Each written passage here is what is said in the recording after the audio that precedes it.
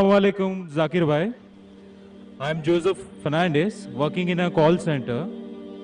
मेरा सवाल आपसे ये है कि मुझे कई दोस्त मिले जिनमें से कुछ सिया है और कुछ सुन्नी. जैसे आपने कुछ देर पहले बताया कि जो इंसान मानता है कि अल्लाह एक है और मोहम्मद अलैहिस्सलाम आखिरी पैगंबर है, तो मैं मानता हूँ इस बात को. तो अगर मैं ये कहूँ कि मैं मुसलमान हूँ तो ये झूठ नहीं है. लेकिन मुसलमान बनने के बाद एक नमाज पढ़ना बहुत जरूरी होता है और कुछ तरीके हैं जो दोनों ही दोस्तों ने मुझे बताए, लेकिन उनके तरीके अलग अलग हैं. तो मुझे ये समझ में नहीं आया कि किसका तरीका मैं अपनाऊं, क्योंकि दोनों ही अपने तरीकों को सही समझते हैं. भाई साहब ने सवाल किया कि अगर अल्लाह एक है उसमें मानना है और मोहम्मद सल्लल्लाहु अलैहि वसल्लम पैगंबर है तो मैं मानता हूँ, तो उस तरीके से मुसलमान हूँ मैं.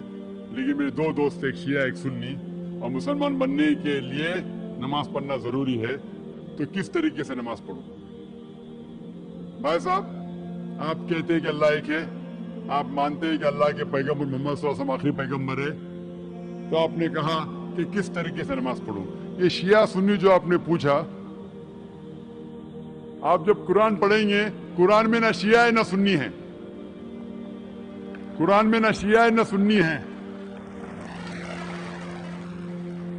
कुरान शरीफ में कहा गया है सूरह इमरान में, सूरह नंबर 3 आयत नंबर 103 में, वातसिमू बिहब्लिल्लाहि जमीअन वला तफरकू, कि आप आपस में इकट्ठा होके अल्लाह की रस्सी को मजबूती से पकड़ो. अल्लाह की रस्सी है कुरान और सही हदीस.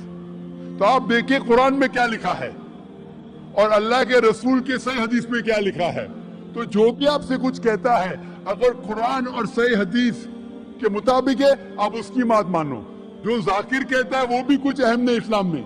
जाकिर इस्लाम में जीरो है. जो जाकिर कहता है वो बात मानना जरूरी नहीं. लेकिन जब मैं कुरान का हवाला दिया तो आपको कुरान की बात मानना फर्ज है. जब मैं सही हदीस का हवाला दिया तो आपको सही हदीस की बात मानना जरूरी है. तो इसीलिए कोई भी शख्स कुछ कहता है, अगर इख्तिलाफ है उसमें, तो फिर से रुजू हो जाओ कुरान और हदीस के पास. क्योंकि कुरान में लिखा है सूरह निसा में, सूरह नंबर 4 आयत नंबर 59 में, वर्स नंबर 59 में, अतिउल्लाह वाति रसूल, अल्लाह की इताअत करो, अल्लाह की बात मानो और अल्लाह के रसूल की बात मानो. और वो लोग those who have been charged with authority, जो उलुल अम्र है, वो लोग जो आपके अमीर है. लेकिन अगर इनमें इख्तिलाफ है, फिर से रुजू हो कुरान और हदीस के पास, अल्लाह और अल्लाह के रसूल के पास. तो अगर दो शख्स, दो आलिम, कोई भी इख्तिलाफ है, आप फिर से मुड़ो अल्लाह और अल्लाह के रसूल के पास, कुरान और सही हदीस के पास. फिर देखो कि कौन सा दोस्त, कौन सा मुस्लिम, कौन सा आलिम, कौन सा मौलाना कुरान और सही हदीस के मुताबिक कह रहा है. आप समझे? तो इससे पता चलेगा कि क्या सही है. आप बोलते हैं कि नमाज पढ़ने के तरीके में इख्तिलाफ है. शुरू में कम से कम जो यकसा है वो तो शुरू करो. इख्तिलाफ वो थोड़ा है, नमाज के तरीके में इख्तिलाफ वो थोड़ा है, जो यकसा है वो तो शुरू करो. अगर आप मुसलमान बनना चाहते हैं तो इतना वक्त क्यों ले रहे? खाली नाम के मुसलमान होना जरूरी नहीं है, वो कोई फायदा नहीं. अमली तौर पे मानो कि अल्लाह एक है, उसकी इबादत करो और आखिरी रसूल मोहम्मद सल्लल्लाहु अलैहि वसल्लम पे ईमान लाओ. और उसके बाद फिर तहकीक करो. आपके दो दोस्त लोग जो बोल रहे कुरान से कौन मैच करता है, सही हदीस से कौन मैच करता है, क्योंकि अल्लाह के रसूल फरमाते, सही बुखारी की हदीस है, उस तरीके से नमाज पढ़ो जिस तरीके से आपने मुझे देखा.